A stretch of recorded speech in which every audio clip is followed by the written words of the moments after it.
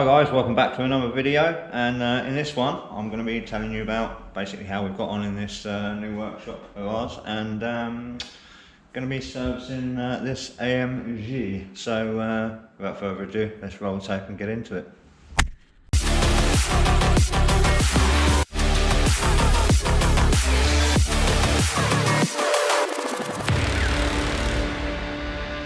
Yeah, so here we are. We're in, not exactly perfectly how I'd like, but we're in. Basically this video is going to do a bit of explaining. I'm going to try and get some more YouTube content done. I'm going to try and get it out on a more regular basis, with the garage, doing a sort of day in the life of, as it were. You know, just recording bits and pieces that I do. This video is going to be the start of that. So first little bit is I'm going to walk around, just explain, you know, sort of what I've done in the garage and how we've set up and how we've been doing. So so yeah, let's get into that, and please like and subscribe because the channel's growing all the time, and hopefully content will be improving. Me being self-employed and completely on my own doing absolutely everything, videos tend to get pushed to the side, so I need to do more of them really. Right, so starting with, this is it, this is us now. We are in, we've got our nice new lovely 4-ton single phase brand new lift in, and me and my dad fitted this by ourselves, and then we had to have an electrician come and wire it up. So yeah, that's all in and running. Lovely Mercedes CLS, is it CLS? CLA? One of them. CLS 55 AMG, in for full service, bit of a misfire, so we'll get to that in a sec. Here's my sort of working station where I sort of do all my welding, and obviously my toolbox here. I did start off being here, and I had this bench a little bit longer here, which you'll see in the previous video. Once we come to measuring up where the ramp needed to be, we found pretty quickly that's not going to work. This is a very odd ramp in the fact that it might not look like it on camera because of the way I've got it set with this Mercedes. But the legs are actually all equal length, which is weird. Like, I've been a mechanic for a long time, never seen a 2-post lift like that. It's always got the shorter arms on the front, and to be honest, it makes this ramp a bit difficult to use. So I might get onto the manufacturers, because there is another model of ramp very similar to this that does have shorter arms on the front. So I'm going to contact them and ask them to see if I can get some shorter arms for this one. But other than that, sound, I can get most things on it. I've had a long wheelbase traffic on it, managed to get it up sort of, you know, waist height, do a clutch and flywheel on that. Yeah, we're not completely painted yet. Seeing as I had to move all this over here, it meant boarding that wall out was pretty pointless, other than it's hiding an ugly wall. So we've got to board this section out. This lot I will get on film, because I'll just do some time-lapsing of that. And yeah, so this is my little welding section. I do quite a few cracked wheel repairs. I've got the R-Tech down there, along with my good old faithful trusty MIG that has made me, I've had that thing for 10, 15 years at least, and it's made me thousands of pounds, that little MIG down there, because I have pretty much every welding job I've done for the past 15 years has been completed with that. There are many transits that are still on the road because of that little thing. Yeah, so this is the bench area where I sit and weld, and this is where I'm my happy place. This is where I like to stay most of the day. I don't like being stuck under there, fiddling with dirty, oily stuff. As ironic as that is, me being a mechanic, but like I say, I've done it for a long time now. So I like my welding, I like my fabrication, so my place is there. One day I'll have someone working there for me. This is my engine building area. It's not complete yet. I haven't really done anything with it. I picked up some free kitchen cupboards the other day. So when I board this wall out, I'm going to have some kitchen cupboards up here. There's also going to be another bench that comes along here. I'm probably going to get, well, I'm not going to get rid of this bench, but I'm going to move it. And this is going to be my engine building bench. It's got a nice soft wooden vise on it for, you know, it's perfect for engines and stuff.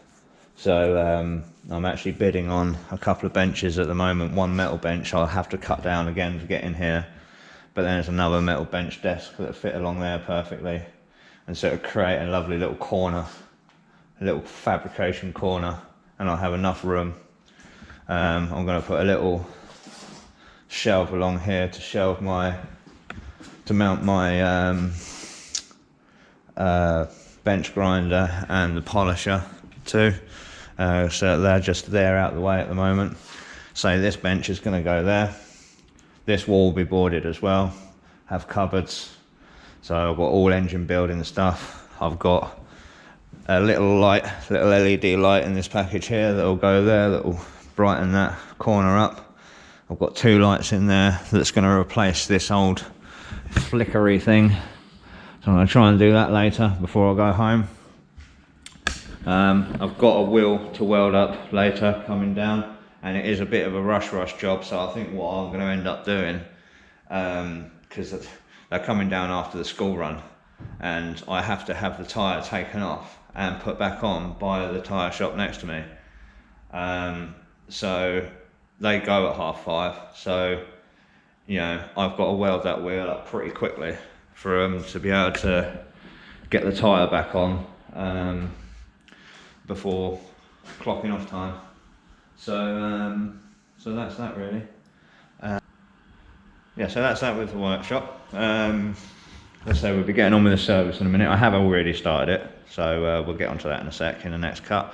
My bike is sitting there lonely at the moment with no engine. But it is November, and I am a pussy and a fair weather rider. 20p for that. I'm rich.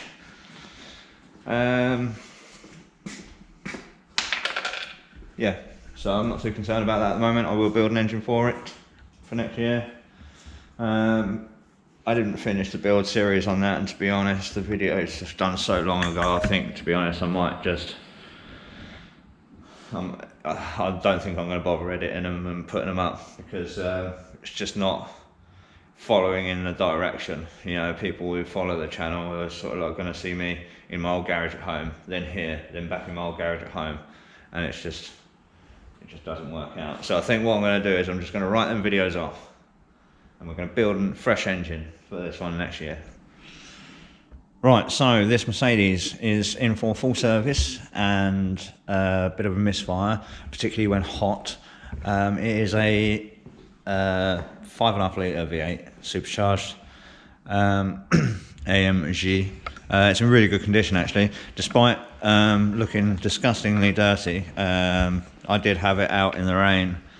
I had to use it one night, and also experience this hot when a misfiring when hot thing, and yeah, the customer told me to drive it for a while, and unfortunately I decided to drive it on the day that it hammered with rain, and covered every car out there in this horrible sand from some desert or wherever. But either way, it'll be fully cleaned by the time it gets back to the owner. We have already started with it. I've been having a look into the misfire. I done basically a smoke test to check for any air leaks on this behemoth of an engine. Sorry if it's a bit dark in here.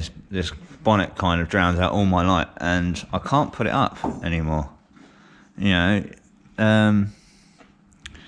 normally Mercedes you can, you know, do something to put the bonnet up vertical, and it looks like the hinges will allow that, but the gas struts will not. So and I thought firstly aftermarket struts, but they are not Mercedes struts, so don't know.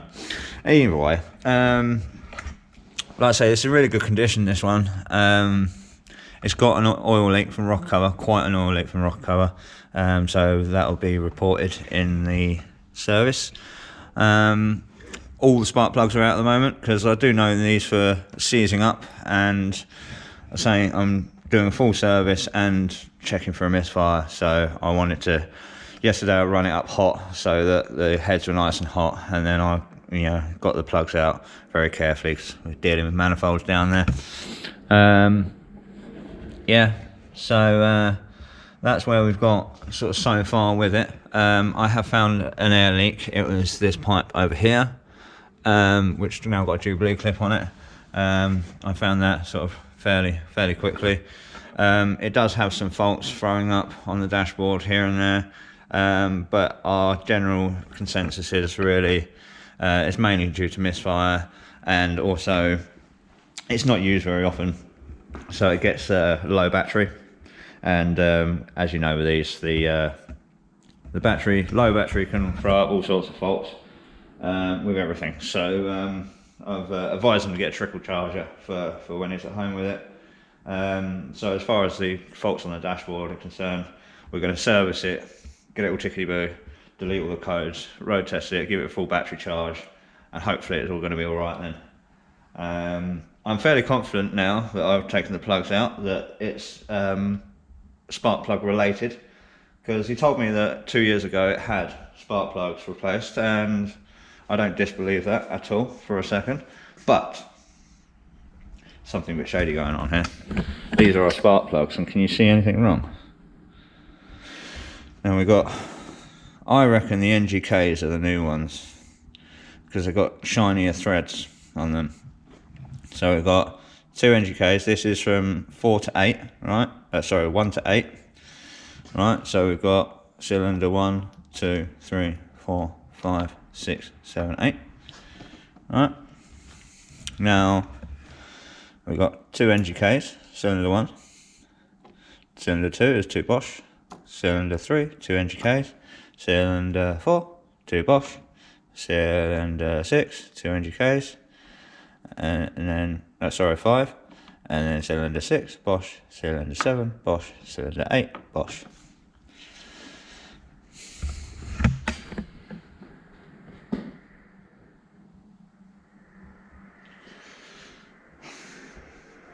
This is why when someone says, like, nothing against customer whatsoever, absolutely nothing whatsoever. He is a guy, he's a car guy, he likes his cars, of course, but he doesn't work in the trade, doesn't know cars, right? Especially not technically.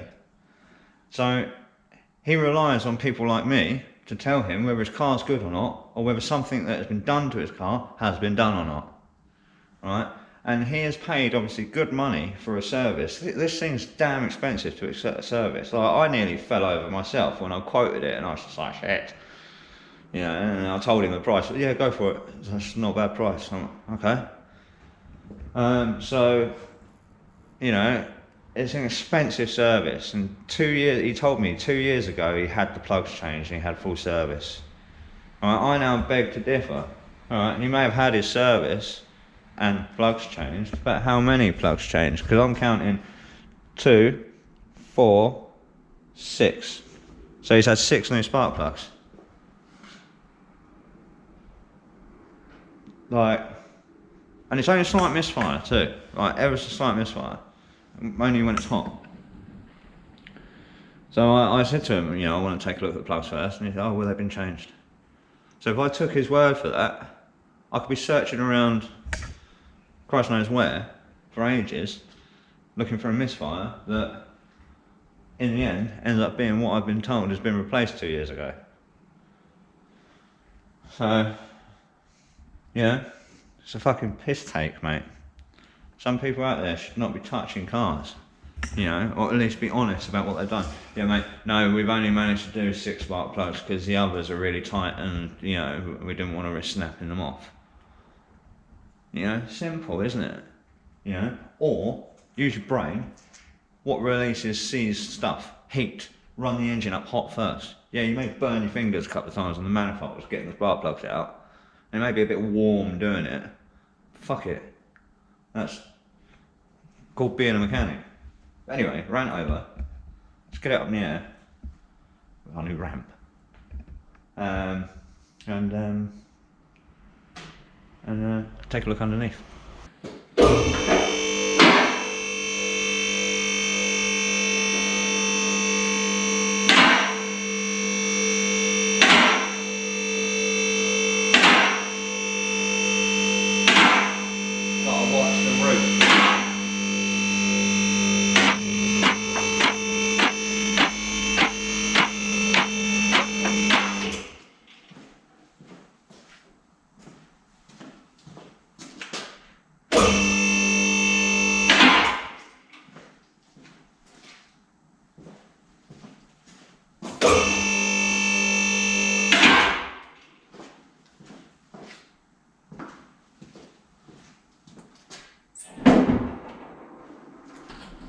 Right, so we're up in the air. Yeah, let's show you my findings. Right, so starting at the front. Front tyres are a bit gone on the edges. Yeah, this one's sort of alright. And unfortunately quite a bit of tread on the inside. And this one's worse for wear on this one. It's not showing cords yet, but it's very, very close, and it's starting to like tear in places. So that's a bit of a bugger. It's going to need tracking of some sort, and these are C's solid. They're not going to move. We've got split or damaged ball joint dust cover there. I've got a bit of an oil leak. Like I say, it's rocker cover gasket, but I think it's rear main as well, because of all this here. Because if you look right up, I don't know if you're seeing it, right up in there you can just see the back side of the rocker cover, and that is wet. And it's also wet in the inside of the V as well, so it's leaking both sides of it. And it's come down here, look. So you've got some evidence here. Alright, but then there's also this. So I think that it is both rocker cover gasket and rear main. These have two sump plugs on them, because I've got a funny sump. Got one there, which looks like it's weeping a bit. So we'll clean that up once we drain the oil out of it. And we've got another one. Where is it? There. So there's two sump plugs. Brakes are all good. No lip. No juddering. Brakes, pads are all decent order. These arms are looking a bit manky, but only looking. But there is a problem with the other arm. This one, which I'll show you. I have to put it on a tripod for that. It's got a knock when you brake. Right. Then towards the rear here, it gets better. There's no cracks in any wheels. Exhaust is decent. It's had the middle boxes cut out, so it sounds a bit meaty. Air ride suspension still all good. The rear tyres are decent. It's got its park brake on at the moment, so I can't spin it. But I have checked all the way around them. Yeah. The donut looks decent. Guibo, whatever you want to call it. Also the centre prop bearing is looking decent. I say overall, all in all, this car's pretty mint. It just needs a couple of little maintenance bits. That's that underneath there. I'm just going to show you, I'm just going to stick you on a tripod and show you this other bit.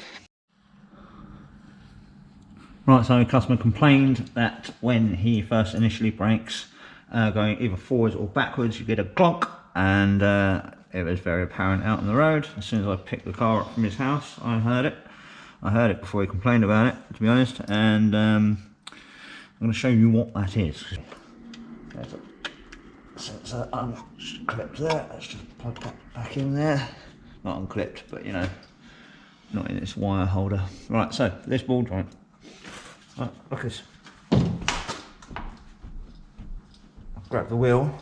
What you want to try and do when you're trying to find the play in something, you know, is try and replicate what's happening on the road. Like, because if I stick a lever bar in any of these and try and get play out of it, I'm not getting any play, nothing. Right, but what we know is when you're on the road, when you first brake or you first go backwards, it donks.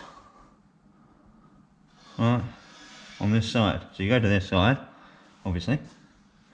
Right, and what happens when you first brake forwards or backwards? The wheel is going to move that way or that way. So trying to get play anywhere else, it's just not going to happen. Try and get that play. So I'm grabbing hold of this wheel and I'm just forcing it. And it's not taking a lot of force, to be honest, but I'm forcing it backwards and forwards. Yeah? So we need a ball joint. Well, we don't need a ball joint, it's a whole arm. But yeah, the other arm on that other side, the ball joint dust cover's knackered. So we're going to want a pair of arms on it. Right, so drain oil time. For this you need a 13mm Spaniard bucket.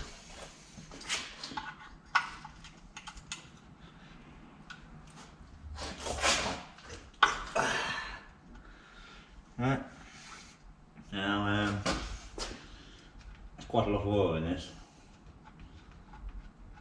but there should be. So hold your bucket fairly far away from the sump hole. We're still trying to stay underneath it. Feel for the end of the threads. Ooh.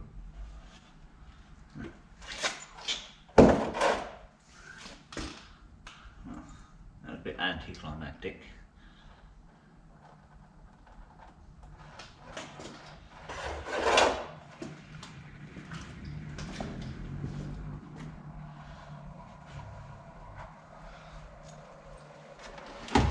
Other one, I can use my oil drip bucket. Get that in there. Oh, that is tight. I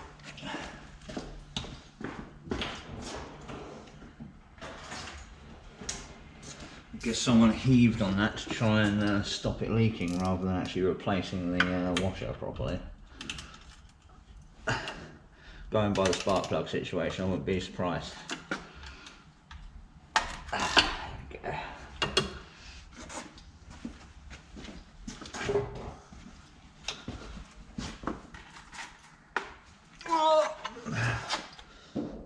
There are mechanics out there that give us a bad name. Fucking too many of them. Well, one's too many, to be fair.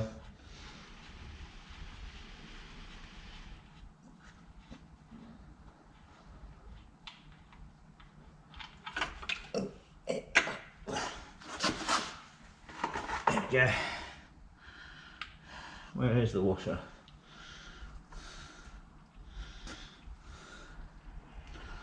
Well, it either dropped off into the bucket or it ain't got one on there. But I didn't hear anything. I didn't feel it on the sump plug as I was pulling it out. Good, isn't it? Right, so I'm going to leave this draining for a little while. I've got my door open now, so you might hear my voice change a little bit because I don't like talking in front of people. Yeah, so I'm going to leave this draining for a little while because it all seems a bit droopy. I have spoke to the owner, he does want me to do the oil leak, so I don't think I'll be putting spark plugs back in it in this video. I'm going to have to wait until we get some rocker cover gaskets. Yes, so here is our cracked alloy wheel job. I've backed it back, one so I can have some decent camera angle for here, but also when I'm doing it, alley dust goes everywhere. I'd rather it not go all over the car that I'm working on, because it only means I have to clean it. So I'm going to move these coils. These are the coils from Mercedes. Don't want those on the desk while I'm welding aluminium, even though I'm on a wooden table, it shouldn't make much of a difference, but don't want to risk anything. So let's get this wheel off and see how bad this crack is.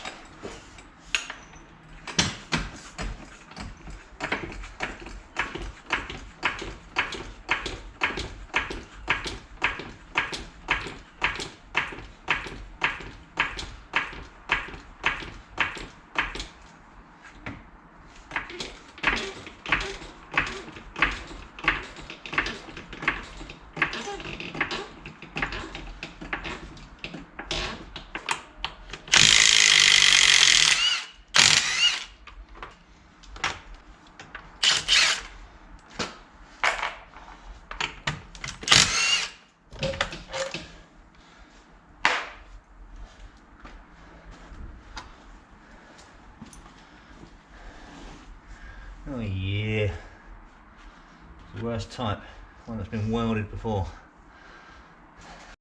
Yeah, look at that. There she blow. It's gone on the edge of someone else's weld, which is always fun. You never know how dirty they welded it. No matter how much cleaning and stuff I do on this one, maybe as soon as I touch it with a torch, it's going to do nasty things. Right, let's get around the corner and get the tyre off.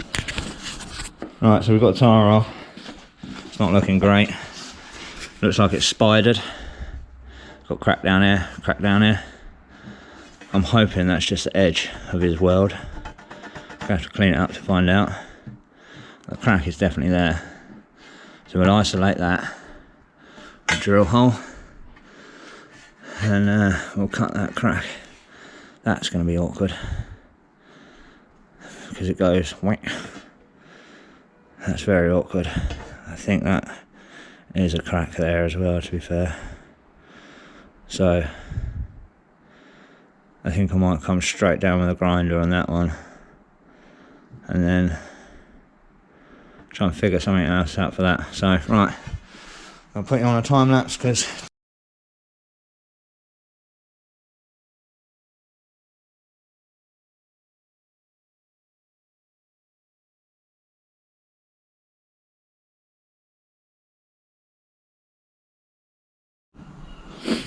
right, so we're just about ready to weld now. Just giving it a clean off with some acetone.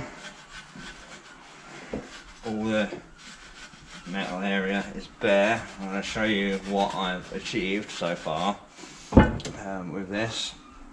It's just while we're there. Right, so this is what we have.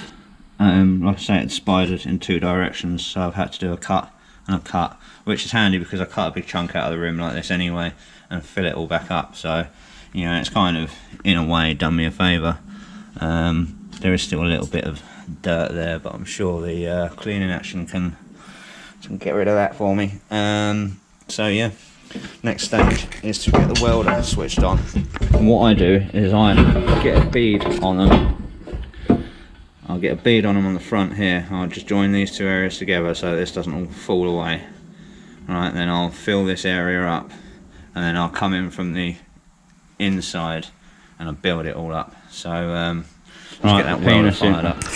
Right, the penis in me forgot to hit record for the time lapse for doing that little bit.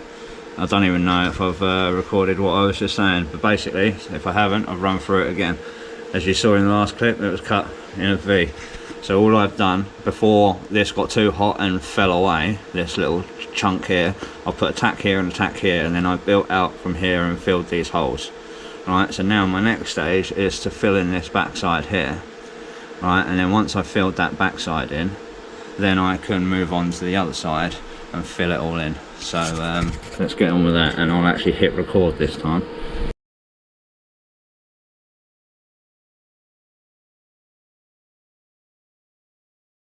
Right, so here we go. Now most of that backside is now filled in. Notice a sharp little void there I need to just sort out. I don't know why my camera's going blurry. That's awkward. But I'm about to flip it over and do the other side now, fill it all in.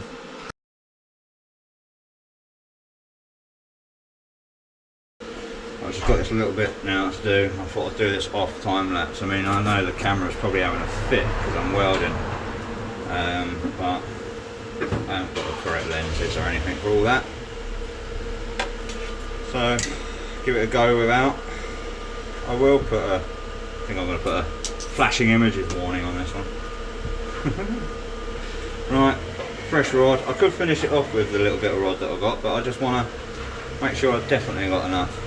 This is a nice little gap I've got to fill at the moment, and I don't want to suddenly be stuffing my finger into the puddle. So, last little bit now.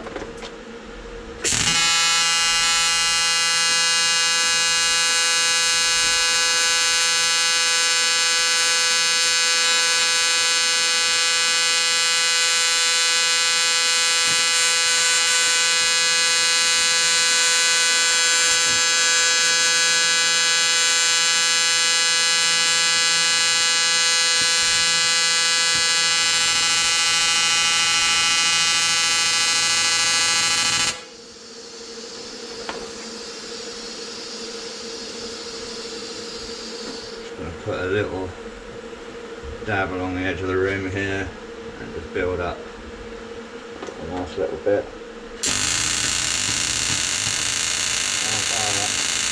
Fire up your bit.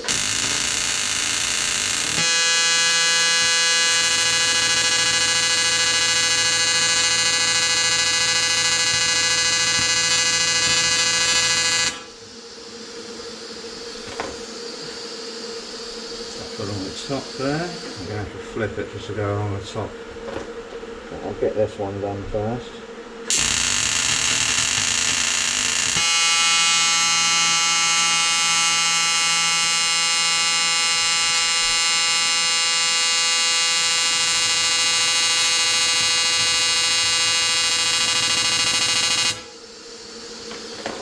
Lovely. It's looking fabulous. Right, so that's the welding done. Nice blob on the inside, which will be ground down in a minute. And then we've got our spider weld. Comes down, splits off into two. So there we go. That is that. Just notice this tiny little pinhole there. It's probably just in the surface. But I will just blow over that just quickly, just to make sure. And yeah. Right, so we're all ground down now. It's looking nice and smooth along there. I daren't touch it yet, but it's looking pretty smooth anyway. So as time is of the essence with this one, I'm going to get it painted quickly and get around the corner and get the wheel on it, tyre on it rather. So that's that done. I do like to leave a bit of extra material on here, just adds extra strength. At the end of the day, it is a repair. I can flush these and I'm fully confident that it won't crack again, but you know, to give me a full guarantee that I say it won't crack again. If it does, I will fix it for free.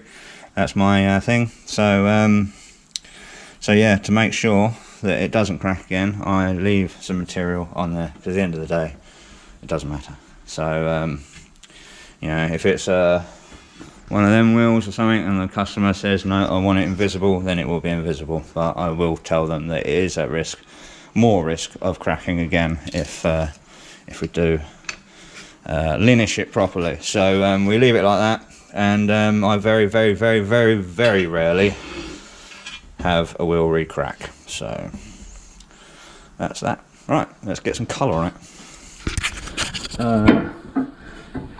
Just go with a bit of alloy wheel silver. I know it's dirty, right, but that's not my job. So just over that bit. Perfect. Get a bit just on there as well. And let's go and get this tyre fitted on.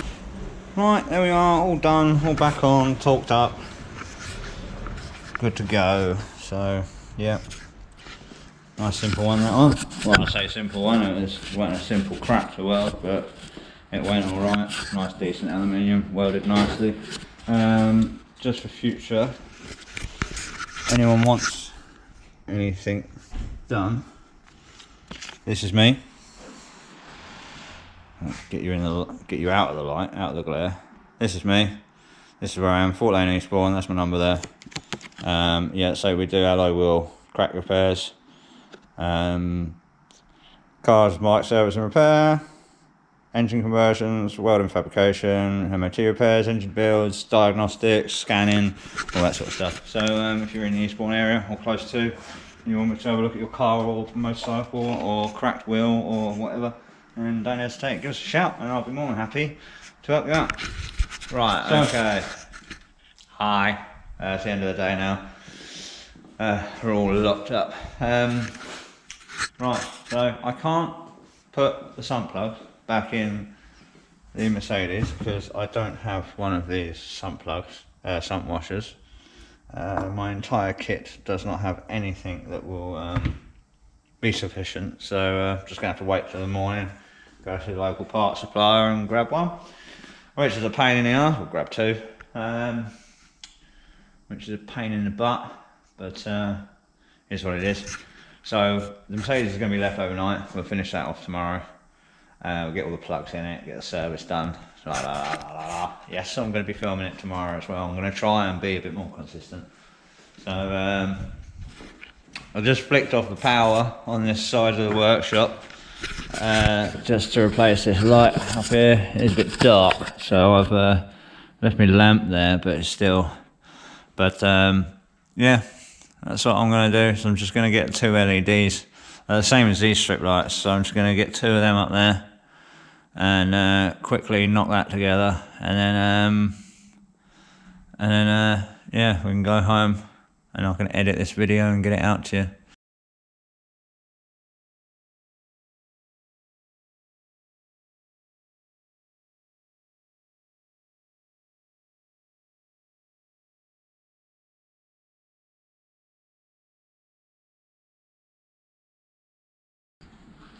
Right, okay. We are successfully installed. Now we officially have no more flickering lights. Like flickering on the camera, that is. They don't flicker for me while I'm here, but whenever I try and record something, they're flickering away. So it's really annoying. So this is a little test. All my lights, every single one of them. That one's an odd colour because one of these exploded. I bought them. One of them decided not to work. It's in the bin over there. I had my electrician come out because I had like tripping problems and I needed a plug dedicated to my welder put in. So yeah, he fixed my lighting issue, but that light was working at first. But then after a while, it stopped working. So, I mean, they're only cheap shit eBay things anyway. I think I paid like 80 quid for like 20 of them. Oh no, 10 of them. And I just bought 2 more for like 16 quid, something like that. So they're cheap. I've got another little one to go. Once I've got the cabinets up, I'm going to stick one under the cabinet over there. So, but that's all done. That is day finished. Not a great deal of money earned, but we have got authorization to do a few bits on this, so you know there is some money to be made out of today. So it's not all for a loss. I say I did do the alloy wheel today, so it's been a pretty quiet one. It's going to slowly start getting a little bit quieter now for the Christmas period and winter months and that, but we'll keep going.